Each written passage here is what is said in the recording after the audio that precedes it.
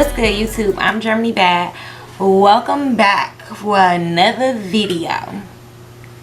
So, as you can tell by the title, I dyed my hair. Sadly, I lost the footage of me removing the black from my roots. I'm just gonna give y'all like a quick little tutorial with me just telling y'all what I did, because it's really not that hard. It's really not hard at all. I had about 4 inches, maybe about right here. I don't know if that's 4 inches or not. All of this was black, and all of this was this faded, it was orange, but it ended up like fading to like blonde, which is what your hair needs to be before you try to put a color like orange on it. I thought it was really important that I show y'all how I do it, because I don't use any bleach to remove the black from my roots. So I'm going to insert a picture of the box dye that I use. It's less harsh than regular bleach. I always get lightest blonde, and I've been doing this for a long time. Like, I've been dyeing my hair like this for a really long time. I have never used actual bleach in my hair.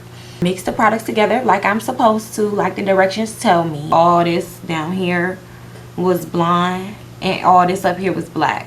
So I didn't put dye back over this. It was already like a faded color, turning blonde already. I'll insert some pictures, and then I just put color on all this. So basically I left like an inch of my roots. So the first thing I dyed was where the black and the blonde meet, and then I would leave an inch of my roots black. And if you don't know, your roots are gonna dye faster than the rest of your hair because it's so close to your scalp. Your body heat is gonna warm it up and make it dye faster, and so you don't want your roots stupid light and the rest of your hair is like dark. You don't want that. So another tip, make sure that you don't wash the box dye out of your hair too fast, because the color that you see isn't gonna be the color that is gonna turn out. It's gonna be darker.